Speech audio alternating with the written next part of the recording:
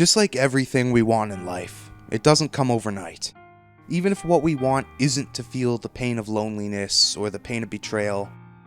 But whatever's hurting you, my friend, the millions of us have been there before. We've heard the term blinded by love, but we often brush it off because we assume by blind, they mean that the person is horrible, either to you or other people. But maybe being blinded by love can mean that the person you were with wasn't the villain. Maybe no one was. Maybe it just means that you were more attached to the idea of ending up with them than they were of you. Years back, I met this girl and we really hit it off, but I could tell she just wanted something casual, and I was on board with that. Well, it turns out this person was extremely fun to be around. We shared the same interests, same sense of humor, and we could talk for hours with ease. But to make a long story short, because of how compatible I felt we were, it made me want to abandon the whole casual idea and explore whether or not this could grow into an actual relationship. Well, she didn't want that, and it hurt. And while I didn't love her, so to speak, you get where I'm going with this. When one person cares more than the other, you're just treading water. It won't go anywhere. But we're blinded by this idea that the other person will feel the same way we do, whether that means we're interested or we're not. And when we're the one that gets hung out to dry, it hurts like hell. We take it personally. But look at the alternative. We want that person to take us back. We wish they felt differently. We wish things didn't need to be so complicated. But we use so much energy wishing for our failed relationships to magically work out in the end that we burn ourselves out. For all you know, the person that you could end up with will walk right past you tomorrow. And if they did, would they be seeing the best version of you?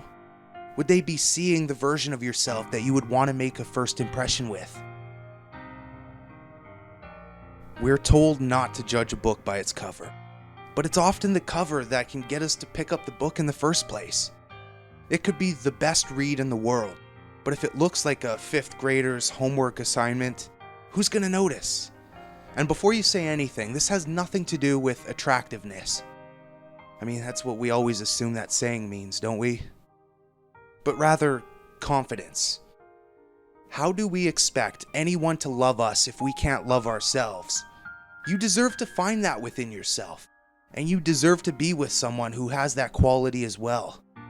We can sit here and blame ourselves, we can blame our ex, we can blame the world, but at the end of the day, we're just taking away our own happiness. Everyone else is out there trying to live their best life. The world will move on, our exes will move on, whether we do or not. It's gonna hurt. I mean, it's gonna suck, and it may be that way for a long time. But one day you'll wake up and realize that all the wasted hours and days spent hurting over someone that has already moved on did nothing but hold us back from doing the same thing sooner. This life is short, and it has the potential to be great, but there are a ton of bumps along the way. This is a marathon, not a sprint. You're a mile away from finishing and you fall down. You can either get back up right away and keep moving, or you can sit there forever blaming the stick that made you trip in the first place, as everyone else passes you by. The choice is ours. We don't get to choose when bad things happen to us in life, but we choose how we respond. We decide whether or not we will stay down or get back up and keep moving. If you're new to this channel, we're all about getting past the hurdles in life and building a foundation for stronger relationships in the future.